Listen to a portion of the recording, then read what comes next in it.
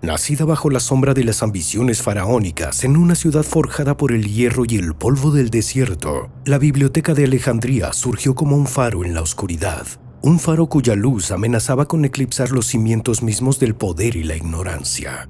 En sus primeros días, la ciudad de Alejandría, erigida por mandato de Alejandro Magno, pero moldeada por las manos del linaje tolemaico, se alzó como una joya resplandeciente del Mediterráneo, un punto de encuentro entre Oriente y Occidente, donde el saber no era decorativo, era arma, llave y cadena al mismo tiempo. Fue bajo el reinado de Ptolomeo I Sóter que se inició el sueño más ambicioso jamás concebido por mente alguna: reunir cada rollo, cada códice, cada fragmento de conocimiento escrito del mundo conocido y almacenarlo en un solo recinto. Su sucesor, Ptolomeo II Filadelfo, intensificó esa visión hasta volverla una obsesión.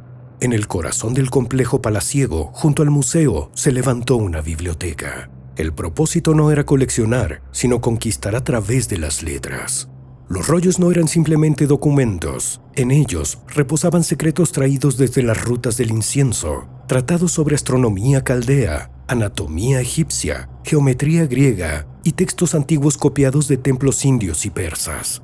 Se calcula que albergó entre 400.000 y 700.000 manuscritos. La cifra exacta se ha perdido entre el polvo y el silencio. Algunos pergaminos fueron adquiridos por medios legítimos, otros interceptados de barcos mercantes en el puerto de Alejandría, copiados y devueltos solo si no superaban el valor del original. El conocimiento se transformó en botín. Lo que se resguardaba en la biblioteca iba más allá de las palabras. Eran mapas de regiones aún no cartografiadas, doctrinas filosóficas que desafiaban los dogmas dominantes, fórmulas alquímicas escritas con la cautela de quien sabe que sus descubrimientos podrían destruir imperios. Aquel recinto de piedra y mármol no era un simple archivo, era un altar en el que se ofrecían las verdades prohibidas, cuidadosamente custodiadas por eruditos consagrados. La ciudad misma gravitaba en torno a la biblioteca. Los sabios que allí trabajaban vivían entre los muros del museo, sin necesidad de buscar fortuna ni gloria, entregados a la tarea de traducir, interpretar y clasificar. El conocimiento era su alimento y también su condena. Entre los nombres que cruzaron sus pasillos figuraban Euclides, Aristarco, Eratóstenes y Herófilo. Algunos descubrieron los secretos del cuerpo, otros midieron la circunferencia de la Tierra con una exactitud que no se repetiría durante 1000 años. El eco de sus pasos aún parece resonar entre las ruinas que ya no existen. Pero nada, por más iluminado que sea, permanece ajeno a la oscuridad. El primer gran incendio que marcó el principio del fin se desencadenó en el año 48 a.C., durante la campaña de Julio César en Egipto. En medio de una guerra que rebasaba las palabras y se teñía con el estruendo del acero, las llamas alcanzaron los almacenes de libros junto al puerto. César ordenó quemar las naves para evitar su captura, pero el fuego devoró también los depósitos que resguardaban cientos de rollos. Algunos historiadores sostienen que fue solo una fracción de la colección, otros afirman que la pérdida fue devastadora. La biblioteca sobrevivió, aunque herida. Durante los siglos siguientes sufrió el abandono paulatino, la indiferencia de gobernantes que ya no comprendían el valor de lo que guardaba. El cristianismo, en su ascenso como fuerza dominante, vio en la ciencia antigua un estorbo para la nueva verdad. En el año 391, el emperador Teodosio I ordenó la destrucción de templos paganos. En ese contexto, el Serapeo, una extensión de la biblioteca, fue arrasado. La furia de las turbas no distinguió entre ídolos de piedra y manuscritos irrepetibles.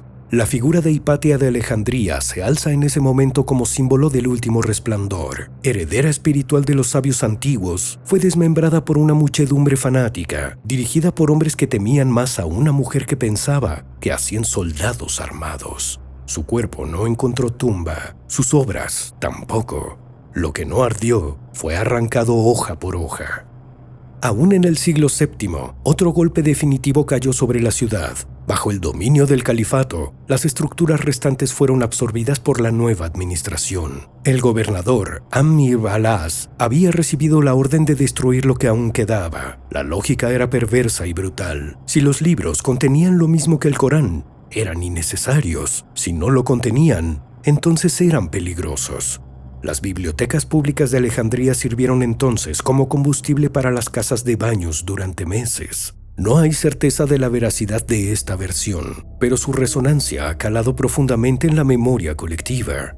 Nada quedó, ni una sola piedra con inscripciones, ni un solo rollo, solo referencias en textos de autores como Estrabón, Plutarco y Galeno, testimonios dispersos, algunos contradictorios, otros velados por la nostalgia o el mito. La Biblioteca de Alejandría no dejó ruinas visibles, su verdadera tragedia es el vacío. Las obras que se perdieron jamás podrán ser recreadas. Ninguna civilización posterior pudo igualar el intento de reunir todo el saber conocido en un solo lugar. Algunos creen que parte de sus tesoros fueron resguardados en templos secretos, en criptas ocultas bajo la arena egipcia o enviados a otras bibliotecas menores antes de su destrucción. Tampoco hay pruebas de ello, solo rumores, hipótesis sin sustento, susurros de lo que pudo haber sido.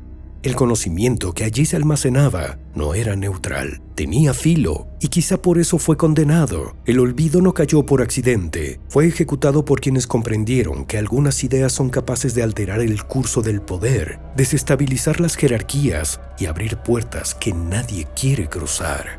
El mundo nunca volvió a ser el mismo. La Biblioteca de Alejandría se convirtió en un símbolo. Los ecos de esa tragedia siguen vivos, invisibles pero constantes, como si algo en lo profundo del tiempo aún velara por los secretos que alguna vez se intentaron reunir entre aquellas paredes. Un susurro que recorre los pasillos oscuros de la historia. Suscríbete. YouTube cree que te gustaría este video y esta lista de reproducción.